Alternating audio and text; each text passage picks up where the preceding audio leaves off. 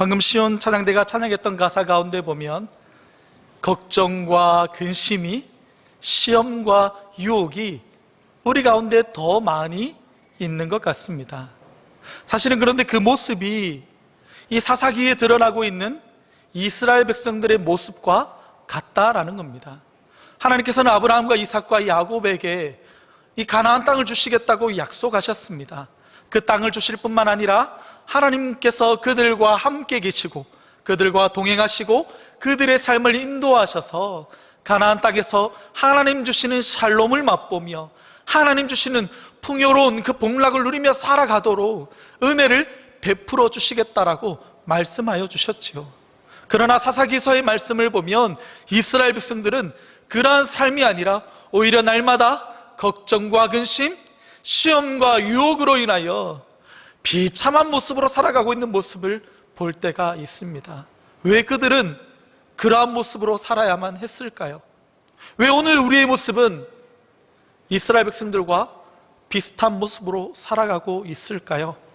오늘 말씀을 통해 우리가 추구해야 될 성도의 삶의 모습이 무엇이고 우리가 버려야 될 우리 안에 잘못되고 어그러진 그 불신앙의 모습들이 무엇인지를 한번 돌아보고 정말 하나님께서 주시는 은혜와 복락을 누리며 살아갈 수 있는 저와 여러분들의 삶으로 온전히 회복되어지는 은혜의 시간이 되기를 축원합니다. 1절 말씀에 보면 여호수아가 죽은 후에라고 얘기하고 있습니다. 이 사사기서의 말씀은 마치 모세가 죽은 후에라는 말씀과 비슷하게 시작하는 것 같습니다. 그러나 이 안에는 굉장히 큰 차이가 있습니다. 왜 그렇습니까? 모세가 죽은 이후에는 모세가 살아있을 동안에 잘 키워 놓았던 후계자가 있었습니다. 그가 누구였습니까? 바로 여호수아였지요. 그러나 지금 이스라엘 백성들에게는 여호수아가 죽은 이후에 그 다음을 이을 후계자가 없다라는 것입니다. 여러분, 모세가 대단했던 이스라엘의 지도자였던 것처럼 여호수아 하면 우리가 떠올리는 것이 무엇입니까? 믿음의 사람, 순종의 사람. 많은 이스라엘이 정복 전쟁에서 하나님을 온전히 순종함으로 인하여, 의지함으로 인하여 많은 전쟁에서 승리하고 이스라엘 백성들에게 하나님께서 주시기로 약속했던 그 가나안 땅을 잘 분배해 주었던 이스라엘의 위대한 지도자 가운데 한 명으로 우리는 그를 기억하고 있는 것입니다. 이 지도자가 죽은 이후에 아마 우리는 어떻게 합니까? 보통 이 이끌었던 위대한 지도자가 죽게 되면, 사라지게 되어지면 많은 사람들이 망연자실하게 되고 어떻게 할까라고 고민하며 걱정하며 살아가게 되어지지요. 그런데 1절 말씀 가운데 보면 이스라엘 백성들은 그들의 지도자가 죽었음에도 불구하고 참 머물러 있을 수 없는 상황이었음을 우리가 볼 수 있습니다. 왜 그렇습니까? 1단계 이스라엘 정복 전쟁 가운데 중요한 거점들은 이미 승리함으로 확보한 단계였지만, 또한 여호수아의 사역을 통해 각 지파에게 땅이 분배되었지만 가장 중요한 사역이 남아 있습니다. 그것이 무엇입니까? 바로 정복 전쟁의 3단계인 바로 각 지파에 분배된 땅을 각 지파의 책임하에 그 땅을 정복하고 하나님의 말씀대로 그 모든 정복 전쟁을 완수해야 되는, 끝내야 되는 사명이 그들을 기다리고 있기 때문에 그렇습니다. 그래서 이스라엘 백성들은 어떻게 합니까? 1절 하반절 말씀에 보면 이스라엘 자손이 여호와께 여쭈어 이르되라고 얘기하고 있습니다. 이스라엘 백성들은 그저 낙심하며 좌절함에 있는 것이 아니라 그들 앞에 놓여있는 하나님께서 그들에게 주신 사명이 있기 때문에 그 사명을 완수하기 위하여 하나님께 나아가고 있는 것입니다. 그들의 생각과 그들의 경험이나 그 어떤 것을 의지하는 것이 아니라 그들은 하나님께 나아가 하나님의 뜻을 묻고 있는 것입니다. 왜 그렇습니까? 이스라엘 백성들은 애굽으로부터 출애굽하여 이 많은 가나안 땅과의 전쟁 속에서 그들이 깨달은 것이 한 가지가 있습니다. 그것은 그들이 치르는 모든 전쟁은 사람의 지혜와 능력이나 그 어떤 강 무기로 승리할 수 있는 것이 아니라 오직 하나님의 은혜로 되는 것인 줄 그들은 경험했기 때문에 그렇습니다. 그래서 그들은 하나님 앞에 나와 간구하고 기도하고 있는 것입니다. 이스라엘 백성들은 가장 첫 번째 무엇을 기도하고 있습니까? 1절 하반절 말씀에 보면 이렇게 말합니다. 우리 가운데 누가 먼저 올라가서 가나안 족속과 싸울까요? 라고 하나님 앞에 질문하고 있습니다. 여러분, 어떻게 보면 이 질문은 굉장히 좀 쉬워 보이기도 하고 굳이 이런 것까지 질문해야 되나라는 생각이 들 수 있습니다. 그러나 사실 이 질문은, 이 문제는 굉장히 중요한 문제입니다. 왜냐하면 어떤 지파가 먼저 가서 싸우는 그 결과에 따라서 다른 지파의 사기와 다른 지파의 정복 전쟁도 영향을 받을 수 있기 때문에 그렇다라는 것입니다. 그래서 이스라엘 백성들은 하나님 앞에 나아가, 하나님, 우리 가운데 어떤 지파가 먼저 올라가서 이 우리에게 남겨진 이 사명을 완수할까요? 라고 하나님 앞에 질문하고 있는 것입니다. 이 이스라엘 백성들이 질문에 하나님은 어떻게 하고 있습니까? 즉각적으로 응답하십니다. 바로 두 가지로 응답하시는데요, 바로 뭐라고 응답하십니까? 바로 유다가 올라갈지니라 라고 말씀하고 있습니다. 하나님은 극히 우리가 보기에 중요하지 않은 것처럼 보이고 가벼워 보이는 그 어떤 문제라도 하나님께 기도하고 하나님께 질문하는 자들에게 하나님은 그저 가만히 계시지 않는다라는 것입니다. 하나님 그 즉각 그들이 원하는 해결책을 그들에게 알려주십니다. 바로 유다가 올라갈 것을 그들에게 응답하여 주십니다. 그런데 하나님의 응답은 여기서 멈추지 않습니다. 한 가지가 더 따라옵니다. 그것이 무엇입니까? 하나님께서 그 땅을 유다의 손에 넘겨주었다라고 얘기하고 계십니다. 여러분, 여기서 넘겨주었다라는 단어는요, 미래적으로 너희가 싸우면 그 땅에 승리를 차지할 수 있을 것이다 라고 얘기하고 있지 않다라는 겁니다. 이 단어는 완료형입니다. 이미 그들은 그 땅을 받았다라고 얘기하고 있는 것이죠. 그래, 너희가 전쟁 가운데 올라가게 되어지면 유다가 먼저 올라갈 뿐만 아니라 유다가 올라가기만 하면, 아니 그 전에 유다가 올라가기도 전에 내가 그 땅을 이미 너희에게 주었다라고 말씀하고 있다라는 겁니다. 하나님의 응답은 무엇입니까? 싸우기도 전에 그들이 이미 승리할 것을 그들에게 응답으로 말씀해 주고 계신다라는 것입니다. 그렇다면 유다에게 요구되어지는 것은 무엇입니까? 바로 그 하나님의 말씀, 언약의 말씀을 의지하고 믿음으로 나아가고 순종하기만 하면 된다라는 것입니다. 여러분, 4절 말씀 가운데 보면 어떻게 시작합니까? 유다가 올라가매 라고 말하고 있습니다. 유다는 그 하나님의 음성을 듣고 어떻게 하냐면 이 전쟁 가운데로 말씀에 순종하여 올라가고 있다는 것입니다. 유다가 올라가자 하나님은 그저 멈추어 계시지 않습니다. 그저 뒷짐지고 어떻게 되나 보자 라고 하고 있지 않으시다라는 겁니다. 하나님께서는 2절 말씀 가운데 보면 4절 말씀 가운데 보면 여호와께서 가나안 족속과 브리스 족속을 그들의 손에 넘겨주시니 그들이 베색에서 10,000명을 죽이고 라고 얘기하고 있습니다. 바로 하나님께서는 쉬지 아니하시고 그들의 기도에 응답하실 뿐만 아니라 그들과 직접 함께 싸우심으로, 그들과 동행하심으로 말미암아 이 전쟁에서 승리할 수 있도록 놀라운 은혜를 베풀어 주십니다. 유다 족속은 10,000명을 베색에서 죽일 뿐만 아니라 도망하는 자들까지도 쫓아가 잡아서 놀라운 승리를 거두게 되어집니다. 여러분, 이 2절만 읽으면 우리는 이렇게 생각하기 쉽습니다. 야, 베색이라는 그 땅과 그 왕은 되게 약했나 보다, 그냥 전쟁에 올라가기만 하면 됐었나 보다 라고 생각할 수 있다라는 것이죠. 그러나 여러분, 이 베색과 그의 왕은 호락호락한 존재가 아니었습니다. 그들이 우습게 생각할 존재가 아니었고 굉장히 두렵고 무서워해야 될 존재라고 성경은 얘기하고 있습니다. 7절 말씀 가운데 보면 7절 말씀 가운데 보면 아도니 베색이 옛 일들을 회상하며 자신 혼자 독백으로 하는 말들이 드러나는데요, 이렇게 말합니다. 옛적에 70명의 왕들이 그들의 엄지손가락과 엄지발가락이 잘리고 내 상 아래에서 먹을 것을 줍더니 라고 얘기하고 있습니다. 이 말은 무엇입니까?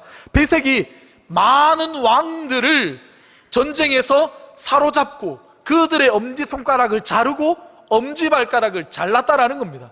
여러분, 드러나는 숫자가 몇 명입니까? 70명의 숫자가 드러나 있다는 겁니다. 다른 말로 하자면 성경에서는 이 70을 완전수로 또는 전체의 개념으로 가지고 얘기할 때가 있습니다. 그러니 이 아도니 베색이 전쟁 가운데 나아가기만 하면 모든 전쟁에서 승리했을 뿐만 아니라 그 어떤 대적들도 이 아도니 베색이 나아가 싸우는 전쟁에서 패배할 수밖에 없는 너무나도 강한 존재였음을 얘기하고 있다는 겁니다. 그의 전쟁에서 70명이나 되는 많은 왕들이 패배하여 그의 상 아래에서 마치 개처럼 그들이 먹을 것을 구걸하는 모습을 보여주고 있습니다. 그것뿐만 아니라 어떤 모습이 드러납니까? 7절 말씀 가운데 보면 또 이렇게 말합니다. 그들의 엄지손가락과 엄지발가락을 잘리고 라고 얘기하고 있습니다. 이 아도니 베색은 굉장히 강한 왕일 뿐만 아니라 잔인한 왕이었던 것 같습니다.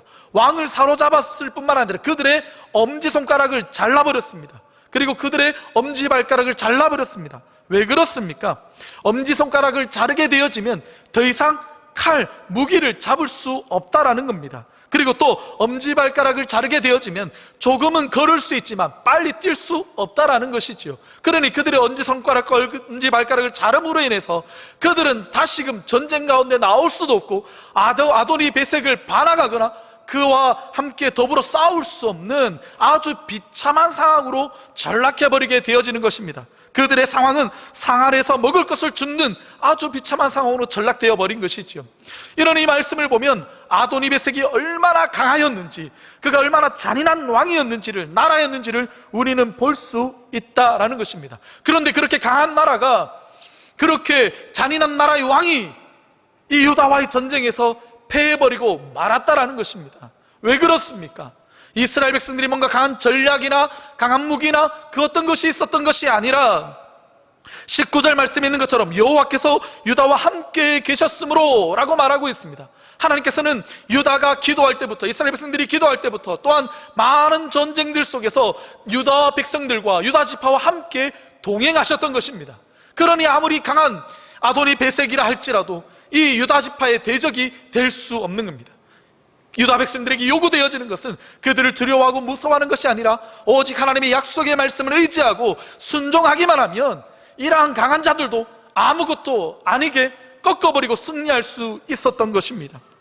또한 8절부터 10절까지 말씀을 보면 유다 살림이 예루살렘을 쳐서 점령하게 되어지고, 또 그 위에 유다 자손이 내려가서 산지와 남방과 평지에 거주하는 가나안 족속과 싸웠고, 또 유다가 또 가서 헤브론에 거주하는 가나안 족속을 쳐서 세세와 아이만과 달메를 죽였더라 라고 얘기하고 있습니다. 여러분이 말씀 속에서 보면 10절 말씀에 보면 세 명의 이름이 드러나 있습니다. 누구입니까? 바로 세세와 아이만과 달메라는 이름이 드러나고 있습니다. 여러분 혹시 이 이름을 들어본 기억이 있으십니까? 이 이스라엘 백성들의 이 민수기 13장의 말씀을 잘 아시는 분들은 이 이름을 기억하실 겁니다. 여러분 민수기 13장 22절의 말씀을 우리 다 함께 한번 읽어보겠습니다. 민수기 13장 22절의 말씀입니다. 시작. 또 네겝으로 올라가서 헤브론에 이르렀으니 헤브론은 애굽 소함보다 7년 전에 세운 곳이라. 그곳에 아낙 자손 아이만과 세세와 달메가 있었더라. 바로 오늘 우리가 말씀 속에서 발견한 그 세 명의 이름이 민수기 13장의 말씀에도 기록되어지고 있다는 겁니다. 여러분 아마 이 상황을 너무나도 잘 아실 겁니다. 하나님께서 모세에게 명령하셔서 이스라엘 지파의 두령들을 세워서 12명을 통해서 가나안 땅을 정탐하도록 보내십니다. 그 땅이 강한지 약한지, 또한 많은지와 적은지, 그 땅이 좋은지 나쁜지, 성읍의 진영이 산인지 산성인지, 토지가 비옥한지, 또 메마른 나무가 있는지 없는지를 그들로 보고 탐지하고 돌아오도록 12명의 정탐꾼을 보내게 되어집니다. 그런데 12명의 정탐꾼이 돌아와서 모세에게 보고하는 내용은 무엇입니까? 바로 그 땅에는 강하고 성읍은 견고하여 심이 클 뿐만 아니라 누가 있다고요? 아낙 자손을 보았다라고 얘기하고 있습니다. 아낙 자손을 그가 봄으로 인해서 이스라엘 백성들은 뭐라고 말합니까? 우리는 능히 올라가서 그 백성을 치지 못하리라 라고 얘기하고 있습니다. 또한 거기서 본 모든 백성은 신장이 장대하며 네피림의 후손인 아낙 자손의 거인들을 보았다라고 얘기하고 있는 거죠. 그러니 이스라엘 백성들은 이 가나안 땅을 정탐하고 난 이후에 돌아와서 뭐라고 보고합니까? 우리는 이 전쟁 가운데 나아가 승리할 수 없다라고 얘기하고 있다는 겁니다. 그 땅에 있는 네피림의 후손들이 있고, 그 땅에는 이 세세와 달메와 아이만이라는 용사가 있기 때문에 우리는 그 땅과 싸워서 이길 수 없다라고 얘기하고 있다는 것이죠. 그들은 이 세 사람을 보고 난 이후에 간담이 서늘하게 되어져서 더 이상 싸울 전의를 모두 상실한 상태였다라는 것이죠. 그 일로 인하여서 이스라엘 백성들은 어떻게 되어집니까? 가나안 땅을 정복하러 나아가지 못하고 오히려 광야 땅에서 헤매다가 이스라엘 1세대가, 출애굽 1세대가 다 죽어버리게 되어졌다라는 것입니다. 여러분, 그런데 오늘 말씀 가운데 보면 이 민수기 13장에서 장황하게 얘기했던 이야기는 온데간데 없고, 오늘 10절 말씀에는 아주 간단하게 이렇게 얘기하고 있습니다. 세세와 아이만과 달메를 죽였더라. 여러분, 이 민수기에서 얘기하는 정도로 말하자면 오늘 성경 말씀에 굉장히 정확하게 전쟁이 어떻게 벌어졌고 그들을 어떻게 죽이게 되었는지를 기록해야 되는 것 아닙니까? 그런데 성경은 절대 그렇게 기록하고 있지 않습니다. 간단하게 얘기합니다. 그들을 죽였더라. 마치 누구처럼 얘기하냐면 용사가 아니라 지나가는 사람 얘기하듯이 얘기하고 있다는 겁니다. 그들을 죽이는 것이, 그들과의 전쟁 속에서 이기는 것이 어렵고 힘들었던 것이 아니라 굉장히 쉬운 것처럼 사사기의 저자는 얘기하고 있다는 겁니다. 왜 그렇습니까? 그들이 아무리 강하다 할지라도, 안악자손의 후예미여 거인족이라 할지라도 하나님께서 함께 하시기만 한다면 그들과의 전쟁은 아무것도 아니라는 겁니다. 그러니 이스라엘 백성들에게 요구되어지는 것은 무엇이냐면, 그 살아계신 하나님을 신뢰하고 믿음으로 그 말씀 앞에 순종한 나아가 싸우기만 하면, 그 어떤 강한 군대라 할지라도, 그 어떤 강한 용사라 할지라도 그들에게 아무것도 되지 않는다라는 것입니다. 이스라엘 백성들은 오늘 말씀에서 우리가 두 가지 경우를 살펴보았던 것처럼 그 어떤 상대라고 할지라도 살아계신 하나님을 신뢰하며 그 말씀 앞에 순종하여 나아가기만 한다면 그들은 모든 전쟁에서 승리할 수 있는 놀라운 은혜가 이미 그들에게 주어졌던 것입니다. 이뿐만 아니라 11절과 15절 말씀 가운데 보면 또 다른 이야기가 드러나 있습니다. 12절 말씀 가운데 보면 갈렙이 말하기를 기라세벨을 쳐서 그것을 점령하는 자에게는 내 딸 악사를 아내로 주리라 라고 얘기하고 있습니다. 여러분, 이 사랑하는 아버지가, 저는 사실은 딸이 없어서 이 마음을 100% 모르겠지만 아들도 저에게는 굉장히 소중하거든요. 그런데 아버지가 그 딸을 누군가에게 준다는 것이 쉽습니까? 쉽지 않다라는 것입니다. 그러니 자신의 딸을 내걸 정도가 되어진다면 그 전쟁이 쉽지 않은 전쟁임을 우리가 유추해 볼 수 있는데요, 좀 더 구체적으로 보자면 사무엘상 17장 25절 말씀을 우리가 함께 읽어보도록 하겠습니다. 함께 읽겠습니다. 시작. 이스라엘 사람들이 이르되 너희가 이 올라온 사람을 보았느냐? 참으로 이스라엘을 모욕하러 왔도다. 그를 죽이는 사람은 왕이 많은 재물로 보하게 하고 그의 딸을 그에게 주고 그 아버지의 집을 이스라엘 중에서 세금을 면제하게 하시리라. 아멘. 여러분, 이 말씀이 어디서 나오는 말씀인 줄 아십니까? 바로 블레셋 사람들, 특별히 골리앗이 이스라엘 백성들과 전쟁하기 위해서 나오는 상황이었다는 겁니다.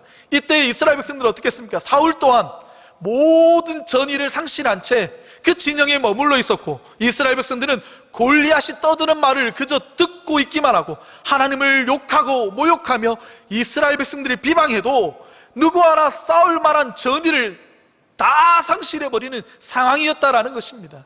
그때 사울이 내건 것이 뭐냐면, 이 불가능한 전쟁, 싸우면 못 패할 것 같은 이 전쟁에서 누구든지 저 골리앗을 무찌르면 이스라엘로 승리하게만 한다면 내 딸을 주겠다라고 얘기하고 있는 것이죠. 여러분, 다시 본문으로 돌아가 봅시다. 그러니 갈렙이 그의 딸을 주겠다라는 말은 사실 이 전쟁이 쉽지 않은 전쟁이었다라는 겁니다. 승리하기가 어려웠을 뿐만 아니라 거의 불가능한 것처럼 보이는 그런 전쟁이었다라는 것이죠. 그때 갈렙이 이 기라세벨을 쳐서 그것을 점령하는 자에게 내 딸 악사를 주겠다라고 그가 말했을 때, 여러분 13절의 말씀에 보면 한 사람이 드러납니다. 그가 누굽니까? 바로 갈렙의 아들, 갈렙의 아우 그나스의 아들인 온니엘이 드러나고 있다는 겁니다. 여러분, 그런데 이 전쟁에서도요, 다른 말이 기록되어져 있지 않습니다. 온니엘이 하나님을 신뢰하고 믿음으로 이 전쟁에 나아가기만 했더니 어떤 일들이 벌어지게 됩니까? 그것을 점령하였다라고 얘기하고 있는 거죠. 바로 온니엘과 같이 하나님의 약속의 말씀을 의지하고 비록 그 땅이 강하고 이길 수 없을 것 같은 그 가능성이, 아주 작은 가능성이 있다 할지라도 하나님의 말씀 앞에 믿음으로 순종하며 나아갈 때 그 땅을 점령하게 되어지고 승리하게 되어졌다라고 동일한 말씀을 하고 있다는 겁니다. 그런데요, 앞에 이야기와 좀 더 다른 점이 주어집니다. 그것이 무엇입니까? 바로 갈렙이 그 딸 악사를 주기로 했다라는 겁니다. 그래서 13절 하반절 말씀에 보면 이렇게 말합니까? 갈렙이 그의 딸 악사를 그에게 아내로 주었다라고 얘기하고 있는 거죠. 온니엘은 믿음으로 전쟁에 나아갔더니 승리하였을 뿐만 아니라 악사까지 얻었다라는 겁니다. 여러분, 이쯤 되면 우리가 흔히 쓰는 말이 있죠. 다 가졌다라는 것입니다. 그런데 이것이 끝이 아니라는 겁니다. 이 악사가 얼마나 현숙한 여인인지를 그 뒤에 본문에 보면 말하고 있습니다. 14절 말씀 가운데 보면 악사가 출가할 때에 바로 무엇입니까? 온니엘에게 시집가는 그날에 그에게 청하게 됩니다. 그 말은 무엇이면, 당신이 나의 아버지 갈렙에게 청하여서 밭을 좀 달라고 청하십시오 라고 얘기했던 것 같아요. 오늘 본문 말씀에 자세히 드러나 있지 않지만 이 온니엘이 갈렙에게 요청하였을 뿐만 아니라 그 밭을 받았던 것 같습니다. 여러분, 이쯤 되면 어떻게 해야 됩니까? 그냥 가야 되는 거 아닙니까? 그런데 악사는 쉽게 떠나지 않습니다. 이 14절 말씀에 보면 그하자 하고 나귀에서 내림에 갈렙이 묻되 내가 무엇을 원하느냐 하니 이르되 내게 복을 주소서. 이 더 다른 것을 요구하고 있다는 겁니다. 그 단어를 성경에서 복이라고 얘기하고 있는데요, 뒷부분에 보면 뭐라고 악사가 얘기합니까? 아버지께서 나를 남방으로 보내시니 샘물도 내게 주십시오 라고 요구하고 있다는 것이죠. 여러분, 여기서 말하고 있는 남방 땅을 히브리 원어로 살펴보면 네게부라는 단어의 뜻을 가지고 있습니다. 우리가 잘 아는 것처럼 네게부 땅은 어떻습니까? 바로 건조한 반사막 지역입니다. 메마르고 거치는 땅입니다.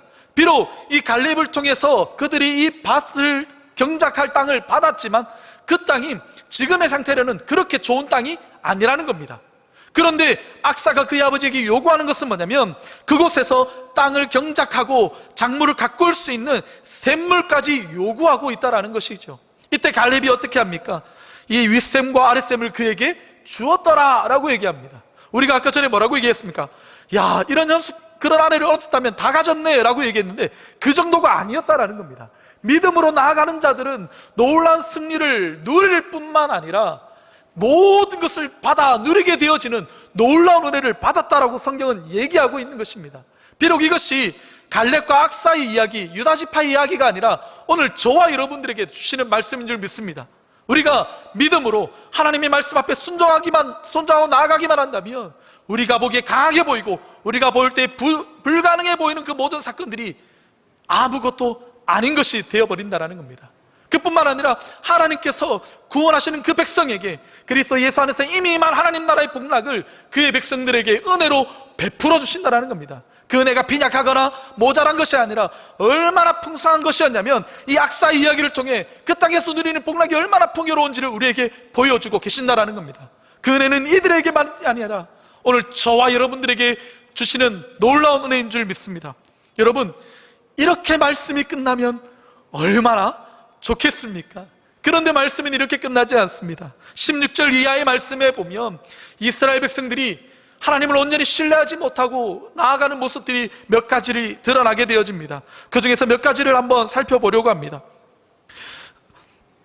17절 말씀 가운데 보면 이렇게 말합니다. 유다가 그의 형제 시므온과 함께 가서라고 얘기하고 있죠. 사실 이 말씀은 3절 말씀에도 드러나 있습니다. 왜 유다가 시므온과 함께 나아가고 있습니까? 바로 이 전쟁 가운데 나아갈 때 그의 마음속에 두려움이 있었던 것 같습니다. 우리 혼자만 올라가게 되어진다면 이 전쟁에서 온전히 승리하기가 좀 힘든 것은 아닌가라는 생각이 들었다라는 것이지요. 그래서 야곱이 레아에게서 낳은 본인의 형제인 시므온에게 부탁하게 되어지는 것입니다. 우리와 함께 올라가자. 우리와 함께 싸우게 되면 우리도 너와 함께 싸우겠다라고 그렇게 얘기하고 있는 것입니다. 여러분, 이까지 말씀을 보면 유다가 얼마나 지혜로웠는지, 그의 경험과 그의 생각을 통해서 얼마나 그가 잘 선택했는지라고 우리가 생각할 수 있다는 겁니다. 그러나 하나님은 유다에게 뭐라고 말씀하셨습니까? 아니, 이스라엘 백성들이 하나님 앞에 누가 먼저 올라가리까? 라고 질문했을 때 하나님 그들에게 뭐라고 답변하십니까? 2절 말씀 가운데 보면 유다가 올라갈지니라 라고 얘기하고 있다는 겁니다. 유다는 온전히 그 하나님의 말씀 앞에 순종하는 모습을 보이지 않습니다. 그 하나님의 말씀과 유다의 사이에 뭐가 끼어들게 되냐면 자신의 경험과 자신의 생각, 자신의 지혜가 그 가운데 끼어들게 됩니다. 그러니 온전히 하나님의 말씀 앞에 순종하는 것이 아니라 인간의 지혜와 인간의 방법으로 시므온과 함께 가자고 부탁하고 있는 모습을 보게 되어진다는 것이죠. 또한 19절 말씀에 보면 어떻습니까? 여호와께서 유다와 함께 계셨으므로 그가 산지 주민을 내어 쫓았으나 골짜기의 주민들은 철병거가 있으므로 그들을 쫓아내지 못하였으며. 여러분, 뭔가 모순되는 말씀이 기록되어져 있지 않습니까? 전반부에는 여호와께서 유다와 함께 계셨다라고 말하는데요, 후반부에는 골짜기의 주민들은 철병거가 있으므로 그들을 쫓아내지 못하였다라고 얘기합니다. 이 말씀을 언뜻 읽어보면 우리 가운데 몇 가지 의문이 들게 되어집니다. 그것이 무엇입니까? 하나님께서 혹시 골짜기의 주민들과의 전쟁에서 부재하셨는가? 혹시 그때는 잠깐 떠나셨던 것은 아닌가? 또한 하나님께서는 산지에서는 강하시지만 골짜기에서는 약하신 것 아닌가? 라는 여러 가지 생각들을 할 수 있다는 것입니다. 그렇다면 오늘 본문 말씀은 무엇을 얘기하고 있는 겁니까? 하나님은 그들과 함께 계셨습니다. 그들이 만약에 이 골짜기의 주민들과 싸움을 하러 나갔다면 그들은 패배하지 않았을 것이고 아마 그들은 이 골짜기의 주민들의 철병거가 있다 할지라도 무찌르고 내어 쫓았을 것입니다. 그런데 그들은 내쫓지 못했습니다. 그 말은 무엇을 얘기하고 있냐면 이들이 골짜기 주민들이 가지고 있는 철병거를 보고 두려워하여 싸움을 할 만한 엄두를 내지 못했던 것으로 우리가 유추해 볼 수 있다라는 것입니다. 이때 당시 이스라엘 백성들은 변변한 무기를 가지고 있지 않았습니다. 이때가 청동기 시절로부터 이 철기 시대로 넘어가는 과도기적인 상황이었고, 또한 이스라엘 백성들은 출애굽하여 넘어왔기 때문에 그들이 굉장한 무기나 굉장한 것들을 가지고 있지 않았었다라는 것이지요. 어떻게 보면 그들이 골짜기 주민들이 가지고 있었던 철병거를 보고 그들의 가공할 만한 무기를 보고 이런 두려움을 가지는 것은 어떻게 보면 당연해 보인다라는 것입니다. 그러나 한 가지 그들이 기억해야 될 것이 있었습니다. 이 이전의 싸움에서, 불가능해 보이는 싸움에서 하나님께서 함께 하심으로 말미암아 그들이 승리할 수 있었던 것을 그들은 기억해야 했는데, 그들은 그것을 잊어버린 바 되어졌다라는 것입니다. 그들은 두려움으로 인하여 하나님을 신뢰하지 못했고, 두려움으로 인하여 하나님의 말씀에 온전히 순종하지 못했던 것입니다. 그로 인하여 어떻게 됩니까? 골짜기의 주민들이 쫓아내지 못하여 그들과 함께 살아가게 되어졌다라고 얘기하고 있습니다. 또한 20절과 21절 말씀 가운데 보면 재미있는 상황이 또 드러나고 있습니다. 20절의 말씀에는 갈렙의 이야기가 있죠. 모세가 명령한 대로 헤브론을 갈렙에게 주었더니 그가 거기서 아낙의 아들을 쫓아내었다. 그러나 21절의 말씀은 전혀 다른 얘기가 드러나 있습니다. 베냐민 자손은 예루살렘에 거주하는 여부스 족속을 쫓아내지 못하였으므로 여부스 족속이 베냐민 족속 자손과 함께 오늘까지 예루살렘에 거주하니라 라고 얘기하고 있습니다. 어떤 한 사람은 성공했는데 어떤 한 지파는 실패한 것을 얘기하고 있다는 겁니다. 여러분, 이 차이는 무엇입니까? 우리가 너무나 잘 아는 것처럼 갈렙이 믿음으로 나아갔을 때에 그 어떤 강한 적, 특별히 아낙 자손, 아이만과 세세와 달메가 있다 할지라도 그 전쟁에서 승리할 수 있었지만 베냐민 자손은 그러하지 못했음을 말하고 있다는 겁니다. 그들에게는 믿음이 없었고 하나님의 말씀 앞에 온전히 순종할 수 없음으로 말미암아 이 그들이 쫓아내지 못하여서 그 여부스 족속이 예루살렘에 거주하게 되는 일들이 벌어지게 되어졌다라는 것이죠. 그뿐만 아니라 이 쫓아내지 못하는 일들이 이 12지파 가운데 계속해서 반복되어지고 있다는 겁니다. 1장 후반부의 말씀을 보면 쫓아내지 못했고 나중에는 그들이 쫓아내지 못했던 가나안 족속이 어떻게 되냐면 그 땅에 거주하였을 뿐만 아니라 그들이 결심하고 그 땅에 거주하였다라고 얘기하고 있다는 겁니다. 그래, 너희가 우리를 쫓아낼 만한 능력이 되지 못하니 우리는 이 땅에서 나가지 않을 거야. 우리가 이 땅을 얼마나 살았는데 우리는 이 땅에서 끝까지 살 것이다 라는 결심을 가지고 그 땅에 거주하였다라는 것입니다. 여러분, 그런데 어떤 일이 벌어지게 됩니까? 28절 말씀 가운데 보면 이스라엘이 강성한 후에야 라고 얘기하고 있습니다. 여러분, 과거의 이스라엘이 지금 사사기 말씀 속에서 이스라엘 백성들이 조금 약하였다면, 조금 믿음이 부족했다면 그들이 강성해지고 난 이후에는 어떻게 해야 됩니까? 그들의 믿음이 강하여지고 정말 강성해지고 난 이후에는 하나님의 말씀 앞에 순종하여 남아있는 가나안 족속을 다 싸그리 진멸하고 쫓아내야 되는 것 아닙니까? 그런데 지금 이스라엘 백성들은 그렇게 하지 않고 있다는 겁니다.